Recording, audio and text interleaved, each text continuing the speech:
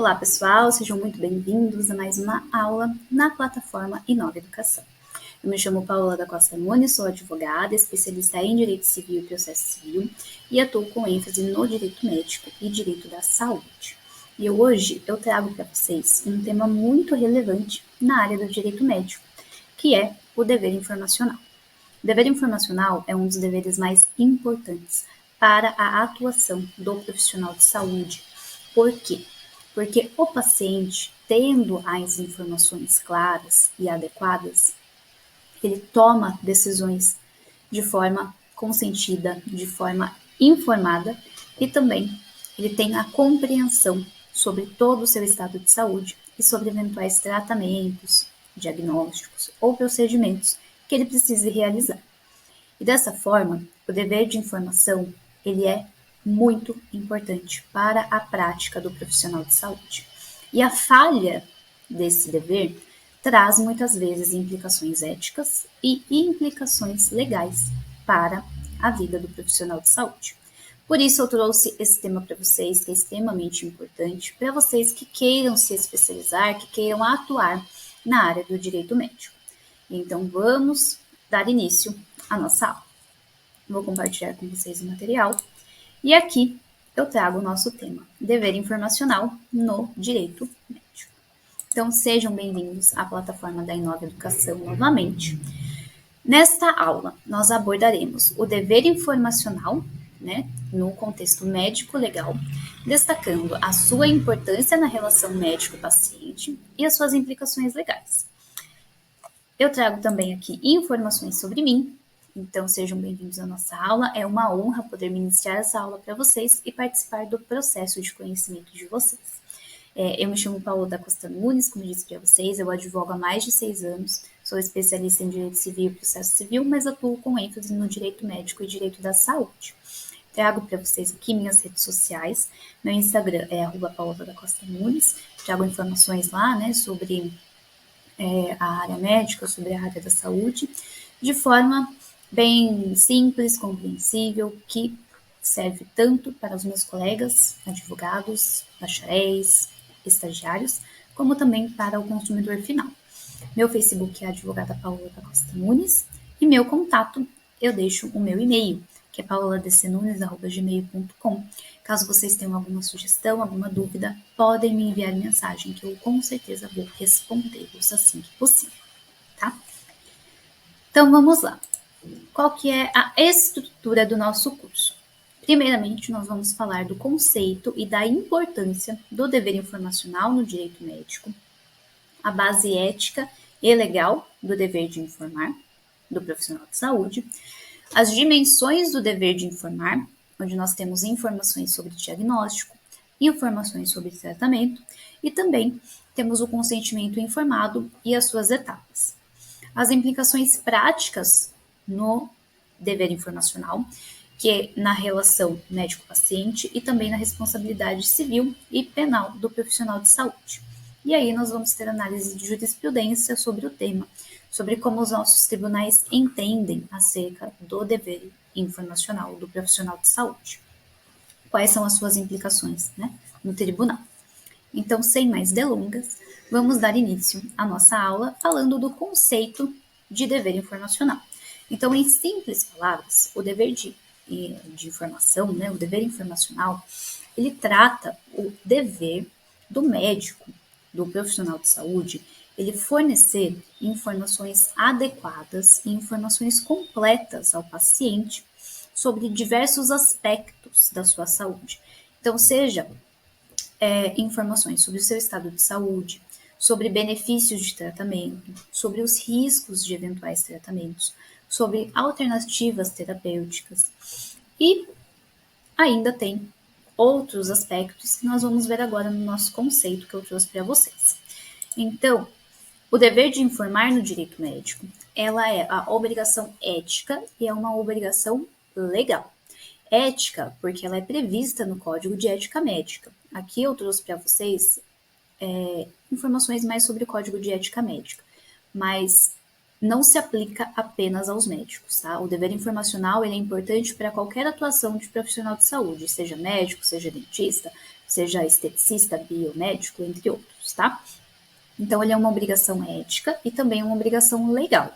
Até porque, se nós formos fazer um parâmetro aqui, né, se nós formos puxar para o Código de Defesa do Consumidor, lá nós temos o direito de informação do consumidor.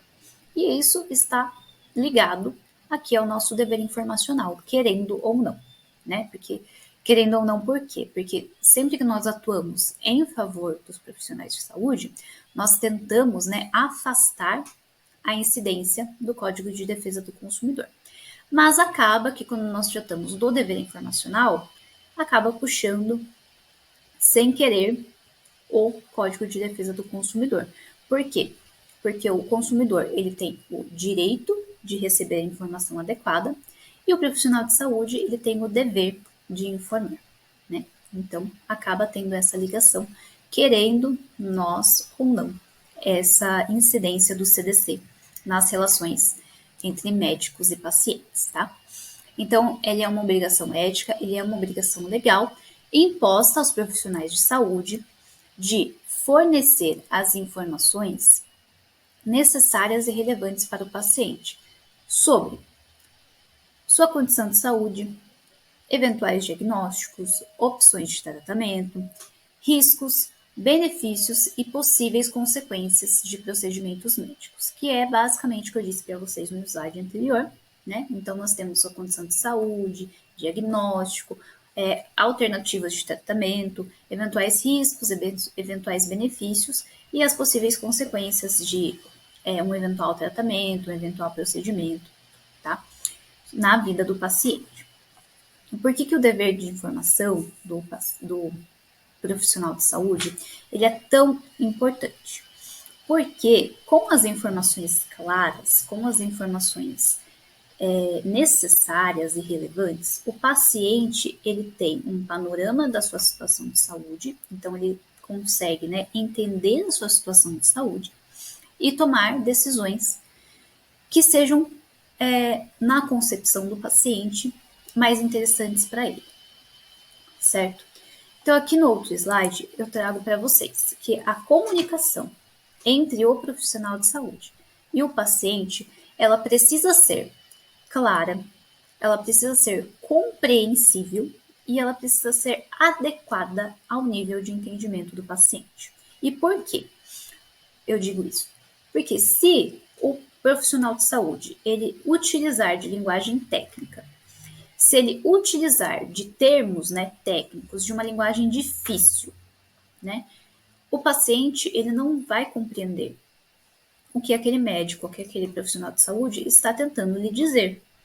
Então, é por isso que é igual quando a gente trata com um cliente nosso, no nosso escritório. Se nós já usarmos o famoso juridiquês, talvez aquele, e com certeza, né, pela nossa experiência, aquele cliente, ele não vai entender o que nós estamos falando. Nós temos que adequar a nossa linguagem para que qualquer pessoa compreenda. Então, eu sempre falo aqui nas minhas aulas, quando uma pessoa vai elaborar um advogado vai elaborar uma petição inicial, ele precisa usar uma linguagem simples, a ponto de que qualquer pessoa que pegue aquela petição inicial, ela entenda o que está sendo falado. E isso se aplica aqui no dever informacional, porque o médico, o profissional de saúde, ele precisa adequar a sua linguagem ao paciente. Então, ele não pode utilizar termos técnicos, ele não pode utilizar termos difíceis.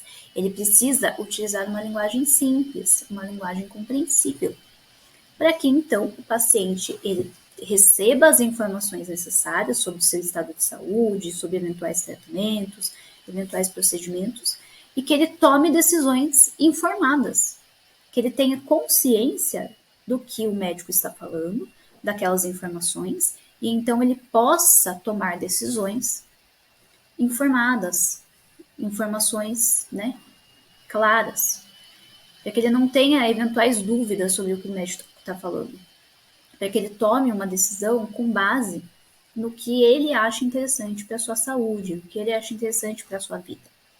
E por isso que o dever informacional ele acaba sendo tão importante na atuação do profissional de saúde, certo? Então, quais são os benefícios, né, do dever informacional? Primeiramente, nós respeitamos a autonomia do paciente. Por quê? Porque quando eu digo autonomia, a linguagem simples, a linguagem facilitada, ela permite, como eu disse para vocês, que o paciente ele tome decisões consentidas, ele tome decisões conscientes sobre o seu estado de saúde, sobre eventual tratamento, sobre eventual procedimento. Então, você está respeitando a autonomia daquele paciente. Você está respeitando que ele tome decisões com base nas informações que ele possui e que essas informações são compreendidas por aquele paciente. Por isso, ele está tomando aquela decisão, certo? Segundo benefício é estabelecer uma relação de confiança entre o profissional de saúde e o paciente. Porque quando nós tratamos com uma pessoa e que essa pessoa ela compreende o que nós estamos dizendo, ela compreende o que é importante ali, por exemplo, quando nós tratamos de um médico, o médico ele está expondo por que aquele paciente precisa daquele tratamento, qual que é o diagnóstico daquele paciente, o que isso pode ocasionar na vida dele, quais são as consequências, quais são os tratamentos, quais são as alternativas de tratamento para aquela condição, né? Então, se o paciente ele compreende aquilo que o médico está dizendo, é automático que estabeleça uma relação de confiança com o profissional de saúde, certo? Por quê? Porque aquele profissional de saúde está me tratando como um igual, né? Então, não está utilizando termos técnicos, ele não está me tratando como uma pessoa leiga, ele está me tratando como igual. Então, automaticamente, existe uma relação, né? Estabelece uma relação de confiança entre o profissional de saúde e entre aquele paciente. E por terceiro, né, o terceiro benefício é evitar eventuais responsabilidades legais por falha de comunicação. Por quê? Porque se o médico ele utiliza uma linguagem inadequada, uma linguagem incompreensível, e o paciente ele toma uma determinada decisão sem saber por que ele está tomando aquela decisão, isso pode sim levar o médico a uma condenação legal ou uma condenação ética. Então, continuando a nossa aula, vamos agora ver a base ética e legal do dever informacional. Então, vamos lá. Eu trouxe para vocês um quadro para que vocês vejam, né, consigam visualizar melhor tanto a base ética como a base legal do dever informacional, tá? Então, primeiramente, a base ética, ela está prevista no Código de Ética Médica, tá? Eu trouxe aqui para vocês, como eu disse já em algum momento da aula, que eu foquei com base na relação médico-paciente, mas é também aplicável esses princípios para outros profissionais de saúde. E também o dever informacional é tão importante quanto aos médicos para outros profissionais de saúde. É claro que, às vezes, né, a gente vai ter, claro, uma adequação com base em... Pode ser que, por exemplo, no Código de Ética Odontológica tem algum outro princípio, um pouco que diferencie do Código de Ética Médica, mas isso, você como advogado pode buscar a informação diretamente nos códigos de ética do profissional de saúde que você está representando em relação ao dever informacional, tá? Então, em relação ao dever informacional, os princípios éticos previstos no Código de Ética Médica. Nós temos o princípio da autonomia, como eu disse para vocês, a autonomia do paciente, né, de tomar as decisões informadas sobre os seus cuidados de saúde. Então, o paciente ele terá todas as informações necessárias para a tomada de decisão sobre o seu estado de saúde, sobre eventual procedimento que ele queira realizar, ok? E também, como eu disse para vocês, o princípio da autonomia, ele exige que as informações elas sejam compreensíveis e sejam informações completas. Então, no dever informacional, o médico ele tem a obrigação de fornecer todas as informações necessárias para que o paciente tenha conhecimento sobre o seu estado de saúde. Então, por exemplo, eu vou colocar aqui um exemplo se a gente estivesse lidando com uma cirurgia plástica, que eu acho que fica mais fácil de compreender, né? Eu vou realizar uma lipoaspiração, certo? O médico, ele tem o dever de me informar, eu como paciente, ele tem o dever de me informar sobre os riscos da cirurgia, todos os riscos. Quando eu digo todos os riscos até ínfimos, 0,001% de acontecer, eu preciso saber desse risco, porque é um risco existente e inerente a esse tipo de cirurgia.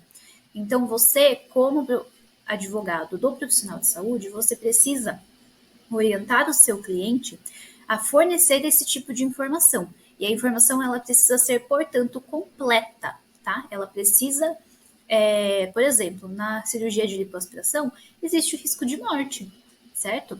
E muitas vezes, talvez, o profissional de saúde ele não queira informar isso ao paciente, porque pode obstar o paciente de realizar aquela cirurgia. E para ele, comercialmente, não é tão interessante. Mas é uma obrigação do médico informar ao paciente que está prestes a passar por um procedimento cirúrgico de lipoaspiração que existe o risco de morte. Pode ser o risco de morte por quê? Por uma embolia pulmonar, por algum outro fator, perfuração de órgãos.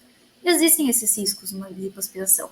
Nós que não temos tanto conhecimento técnico sabemos sobre os riscos, eventuais riscos que existem na lipoaspiração. Então, o médico ele tem o dever de informar esses possíveis riscos. E essa informação, então, ela precisa ser completa, mesmo que isso tenha resultados negativos em uma eventual contratação, né, da cirurgia plástica, por exemplo. Então, a informação, ela precisa, sim, ser completa e compreensível, em uma linguagem simples, em uma linguagem fácil. Isso faz parte do princípio da autonomia. O princípio da beneficência e da não maleficência. Quando nós falamos de beneficência, é o dever do médico de agir pensando no melhor interesse do paciente. Então, ele precisa agir de forma que pense mais nos benefícios do que nos riscos para o paciente. Então, ele precisa, por exemplo, quando ele faz um diagnóstico, ele precisa passar um plano de tratamento que vise mais o benefício à saúde do paciente do que eventual risco, certo? Esse é o princípio da beneficência. E o benefício da não maleficência também está associado a isso, porque é o dever do médico de evitar causar danos aos pacientes. E esse dano inclui a omissão de informações. Então, temos o princípio da autonomia, temos o princípio da beneficência e da não maleficência, e por último, nós temos o princípio da justiça. O princípio da justiça, ele fala da equidade no acesso às informações e ao tratamento. E também assegura que todos os pacientes, eles tenham informações de maneira justa e sem discriminação, que entra, então, na linguagem simples, de fácil acesso, de fácil compreensão. Porque, novamente, se nós falamos com pessoas de uma forma muito técnica, as pessoas não terão acesso à informação que elas precisam. E o paciente, ele não terá o acesso à informação necessária para que ele tome uma decisão consciente do seu estado de saúde, dos riscos e eventuais consequências. Então, na base ética, nós temos esses três princípios: o princípio da autonomia, o princípio da beneficência e não maleficência e o princípio da justiça. Eu vou entrar em um intervalo com vocês. Vamos passar para o módulo 2, falando sobre a base legal do dever informacional. Eu espero vocês no nosso próximo módulo.